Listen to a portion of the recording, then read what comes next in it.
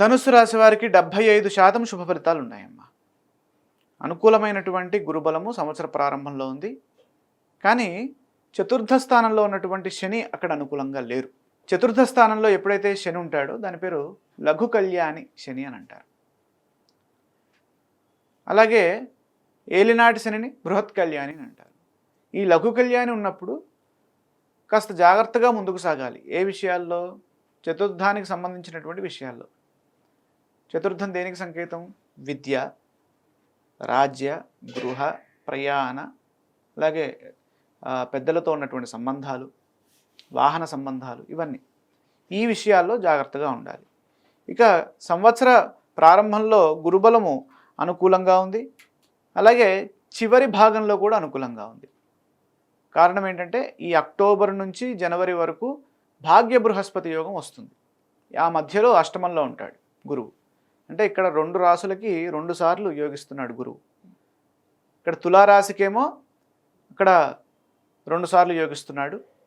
అలాగే ధనుస్సు రాశికి కూడా ఆ యోగం పట్టింది.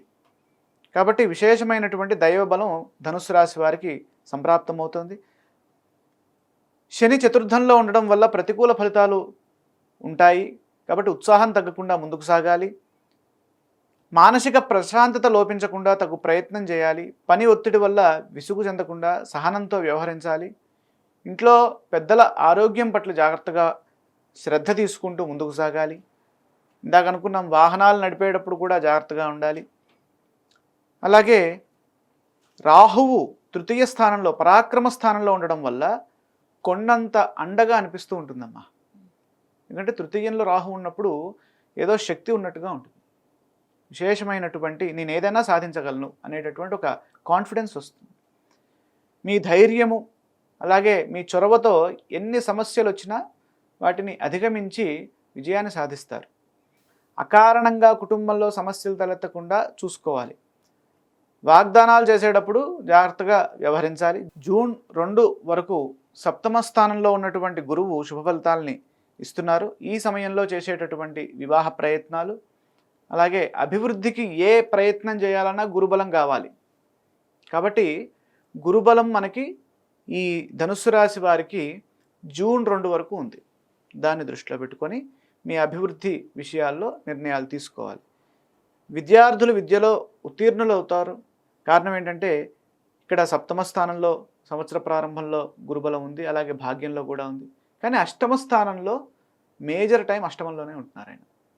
అంటే జూన్ నుండి అక్టోబర్ వరకు, మళ్ళీ జనవరి నుండి మళ్ళీ జూన్ వరకు. అంటే ఇక్కడ ఒక 6 మంత్స్ అనుకుంటే అక్కడ 6 మంత్స్, మ్యాక్సిమం 1 ఇయర్ అక్కడ అష్టమంలో ఉన్నారు.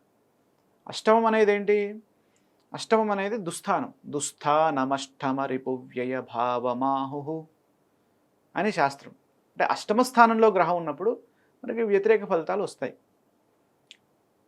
కాబట్టి ఆ సందర్భంలో విద్యలో బాగా ఏకాగ్రతగా చదువుకోవాలి. మనం ఏ పని చేస్తున్నా దైవారాధనతోటి మొదలుపెట్టాలి. ఎందుకంటే మనకి గురుబలం తక్కువగా ఉంటుంది అష్టమంలో ఉన్నప్పుడు. ఆ సందర్భంలో ప్రతిరోజు గురుధ్యానం చేసుకోవడం కూడా ఒక మంచి ఫలితాన్ని ఇస్తుంది.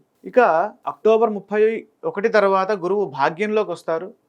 ఆ సమయంలో పెద్దల యొక్క అనుగ్రహం ఉంటుంది. భాగ్య బృహస్పతి సిరి సంపదల్ని వృద్ధి చేస్తాడు.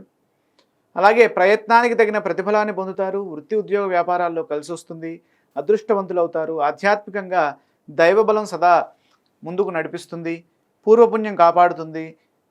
ప్రధానమైనటువంటి కార్యక్రమాల్లో ఆశించిన ఫలితాలు సిద్ధిస్తాయి.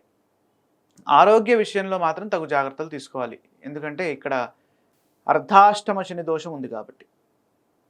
ఈ సంవత్సరము ఈ ధనుస్సు రాశి వారు దక్షిణామూర్తి స్తోత్రాన్ని చదువుకోవడం, శివారాధన ఎక్కువగా చేయడం, అలాగే వాక్స్థానంలోకి రాహువు ఎంటర్ అయినప్పుడు రాహుని ధ్యానించడం, ఇవి చేసినట్లయితే ధనుస్సు రాశి వారికి కూడా విజయ పరంపర గత సంవత్సరం లాగానే కొనసాగుతుంది.